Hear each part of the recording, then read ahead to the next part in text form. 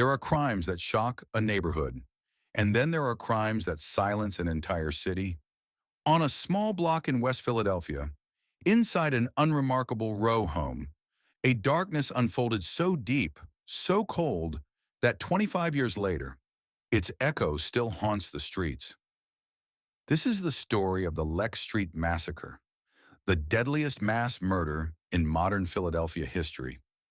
A night born from fear, rumor, pride, and the weight of a city slowly collapsing under its own shadows. Lex Street never demanded attention, a narrow block, houses pressed shoulder to shoulder like tired survivors. It wasn't famous, it wasn't notorious, it was just forgotten. The house at the center of this story had seen years of struggle, families moving in and out, utilities turning on and off, a front door that never quite closed right. Inside lived young men from fractured circumstances, kids balancing friendship, survival, and hardship in a world where the line between safety and danger could disappear overnight. They weren't saints. They weren't villains. They were sons, brothers, human beings trying to carve out a little warmth in a city where warmth was running out. In 2000, Philadelphia's underground economy had a heartbeat, and it beat through stolen cars. Stripped, sold, swapped, hidden. It was a business that lived in shadows, operated on whispers, and survived on fear. A stolen car wasn't just a crime, it was an insult, a challenge, a bruise to someone's pride. And pride is a currency men will kill to protect. The tragedy that would define Lex Street didn't begin with hatred. It began with rumor. Word spread that someone in the Lex Street house was involved in stealing a car that belonged to a friend of a violent, unpredictable group. The rumor traveled through barbershops, street corners, and nighttime hangouts. Rumor became anger. Anger became planning. Planning became the shadow that stepped quietly toward the Lex Street row home on a winter night. Inside the house, it was just another night. Jokes, conversations, a little smoke in the air, young men trying to escape the world for a few hours. And then, the footsteps. No shouting, no warning, just the slow, deliberate sound of men who had already decided what tonight would become. When the night was over, Lex Street was no longer just a block. It was a wound. Seasoned detectives later admitted the silence inside that house felt heavier than any they had ever walked into. A silence that didn't feel empty but haunted. Inside the Lex Street row home, time moved differently. The walls were tired. The air carried the scent of winter, cigarettes, and worn-out hope. It was late. Too late for visitors. Too late for trouble. The kind of hour when the city is supposed to sleep, but this house never truly rested. The young men inside were winding down. A few were talking in low voices. A few were stretched out on mattresses on the floor.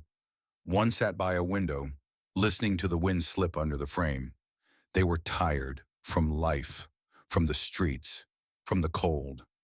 The house wasn't clean. It wasn't organized. It wasn't meant to be. It was a refuge and a place to sit down for a moment and forget the world outside. Something changed in the atmosphere first, before the door, before the footsteps. A stillness, strange and heavy, as if the house itself sensed what was approaching. The kind of stillness that makes your skin tighten even before you understand why. Then came the footsteps, not rushed, not hesitant, but confident, like someone walking toward a decision already made. Inside, confusion flickered. Who's coming this late? Who even knows we're here? Why does it feel wrong? There are moments in life when a single sound splits your world in half. The door to the Lex Street row home opened without urgency, a calm that felt unnatural, almost rehearsed. The men inside froze. It wasn't the kind of fear that makes you scream. It was the kind that steals your voice before you even try to use it. The figures who stepped inside didn't speak. They didn't have to. Their silence said everything. The young men inside didn't understand at first. Shock moves slowly when danger arrives quickly. One tried to talk, another tried to stand. Someone whispered a name, maybe a prayer, maybe a plea. It was too late for all of it. The house became claustrophobic, a trap of narrow walls, low ceilings, and breath so tight it felt like drowning. Eyes widened, chests tightened. Every heartbeat in that room became a countdown no one asked for. When the night finished its cruelty, the house was unrecognizable. Not in how it looked, the walls, the furniture, the floor, but in how it felt.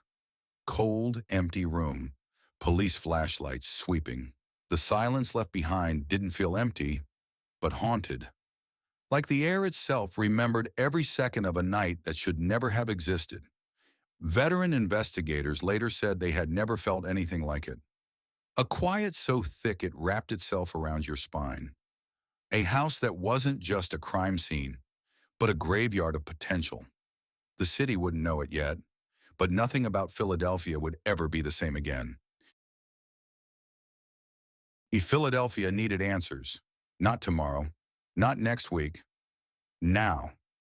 7 young men were dead, a survivor lay traumatized, and the city was on fire with fear. Under immense pressure, investigators rushed.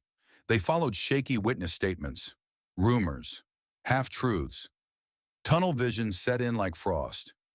Soon, 4 innocent young men were arrested, not because the evidence pointed to them, but because the city demanded a villain to quiet its nightmares. 2 were convicted. 2 faced years stolen from them. The truth, however, was still waiting in the dark. 3 years later, the silence broke. A man named Derek Boone Williams, sitting in a prison cell for another crime, stepped forward. He confessed, said the wrong men were locked up, and told the truth that investigators had failed to see. The Lex Street Massacre was the result of a stolen car feud, a misguided act of revenge, and these were the real men behind it. Derek Boone Williams, Edward Kaboom, Bryant, Roderick Maine, Lewis, Bruce Wee Wee Mercado. The pieces for the first time fit, and what they revealed was a truth the city never expected. Investigators realized they had built their case on shadows, assumptions, and pressure, not evidence. Every detail Derek Boone Williams provided matched the physical evidence that had been sitting in boxes, quietly contradicting the original theory. Detectives retraced their steps. They reread statements they once accepted, and what they found were cracks, deep ones. The timeline didn't match. The supposed motive didn't match. Even the survivor's early traumatized memories aligned more with Williams' confession than the narrative investigators forced into place. Suddenly, the original suspects, 4 young men who had already lost years, looked like what they truly were, victims of a system collapsing under pressure. Williams' confession was only the beginning. He named the men with him that night, men who moved through the streets with reputations built on unpredictability, fear, and retaliation. Edward Kaboom Bryant, Roderick Maine Lewis, Bruce Wee Wee Mercado. Names that, in the stolen car underworld of the time, carried weight. Men who understood the currency of violence. The motive investigators had chased for years, revenge for a stolen car, finally made sense. Not a feud, not a gang war, not even personal hatred. Just pride, fear of being made a fool. A rumor taken as fact in a city where respect can feel like survival. The survivors' fragmented memories, once dismissed as unreliable, now aligned with startling accuracy. The number of intruders, their movements, their silence, their cold, methodical presence. Details investigators once ignored now reinforced the confession with painful clarity. Philadelphia prosecutors faced a hard truth. They had sent innocent men to prison.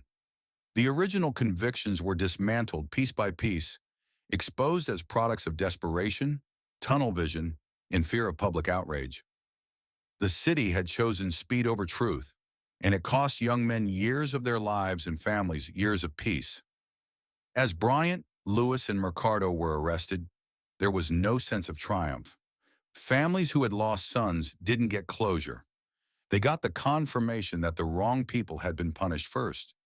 And the exonerated men walked out of prison with freedom, but not with justice. The Lex Street case became a symbol of everything broken in a system that moved too fast when it should have listened and moved too slow when lives were on the line. The truth was out. The real killers were caught, but the damage was already carved into the heart of the city. The innocent were exonerated. The guilty were convicted. But justice, true justice, arrived too late. Years had been stolen, futures twisted, trauma etched into families who would never be whole again. The Lex Street victims became symbols of a city failing its own children. In 2025, the case is officially closed.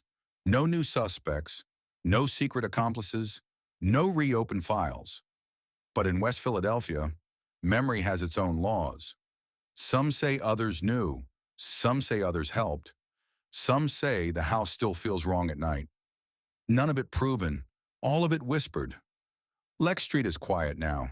Streetlights hum, children laugh, life goes on. But the night of the massacre did not fade. It settled into the brick, the asphalt, the memory of a city that learned too late how fragile life can be. Some wounds heal, but some nights never stop breathing. Thank you for watching this production. For more true story documentaries, don't forget to subscribe, leave a comment, and share this video with others who care about stories that shape our world. Stay safe, and we'll see you in the next episode.